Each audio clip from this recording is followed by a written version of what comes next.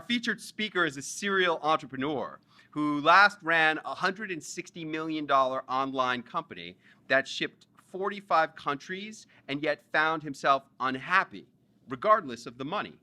He became a high-performance coach in 2008. He is laser-focused on one thing and one thing alone: transformation of people to produce desired outcomes. He is selective with his clients to ensure their success through commitment to change, and has become the rare spark of hope that many might be looking for. Please welcome Aslan Mirkalami.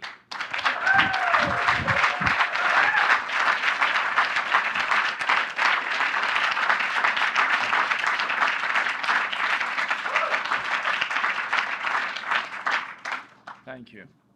It's a real honor and privilege to be in Harvard speaking in front of you. I never thought this would happen, but here I am. Well, I am a coach. I coach people to perform better, so I might be then performing myself here. I'm not a born North American. I'm a first-generation North American. I moved to Canada in 1986. And by the way, the way I came, it was a very long story anyway, but I had very little money left when I got to the city of Toronto. On the way there, I met somebody who told me he knows someone who can help me. I didn't know anybody. I didn't speak English. I was green as green can be. I landed there. I went to seek out this guy, and he was very kind. He took me up for a coffee, and the first thing he asked me, "What do you want to do?" I said, "I want to start a business." He says, "Oh, you must have quite a bit of money." I said, "Yeah, I got $750.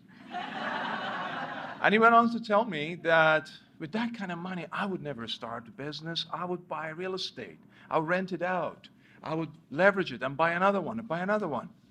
I was thinking, real estate must be very cheap here. I intervened and repeated, "I have only $750. And he almost fell off his chair. He said, "You must be then crazy. You don't speak English. You don't know anyone.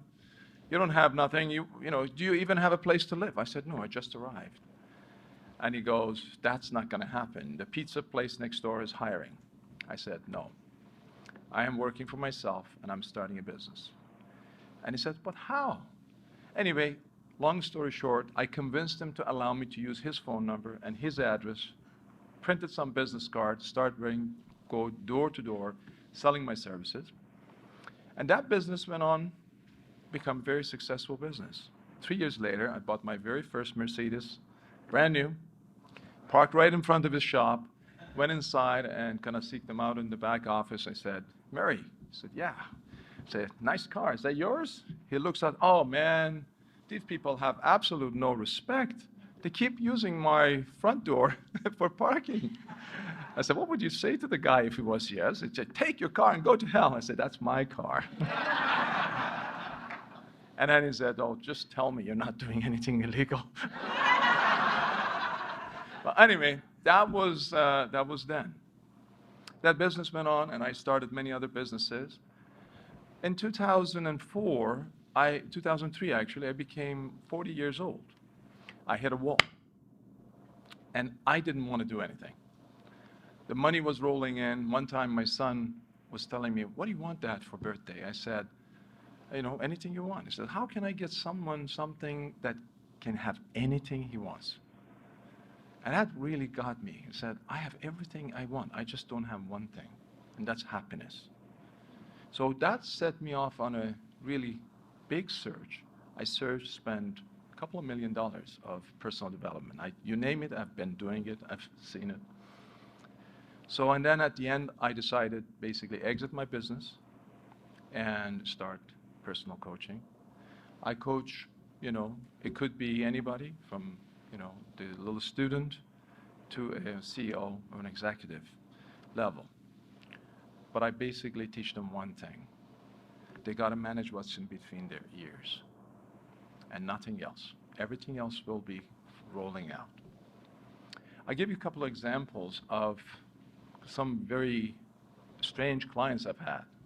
I was talking to a doctor one time, and he was kind of boasting that what you say is not possible. I said, send me your worst client. He sent me this lady that literally was about to die. She had fibromyalgia, depression, arms were locked, couldn't drive, was crying all the time.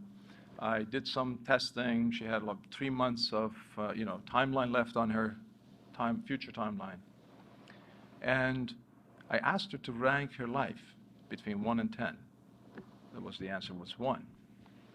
After a couple of months, arm was unlocked, she was driving again, the depression has lifted, and this incredible, miraculous revival of this lady. And I asked her, what's your life is ranked now? 9. Another one, very quickly, I know we are running out of time. A young man called me, 24-year-old, said, I don't have any money, but I heard about you. I want you to work with me. I said, you don't have money to pay me. I'm expensive. He goes, yes, I know, but I promise I'll pay you from the wins. I sort of liked the guy. I said, come on over. He flew from Hawaii. We worked, and he went back, and he had $1,000 to his name that day, which cost him the ticket to come.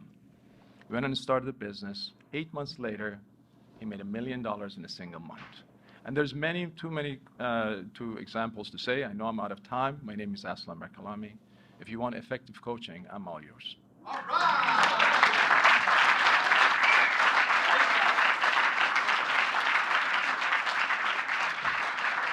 Aslan Mirkalami.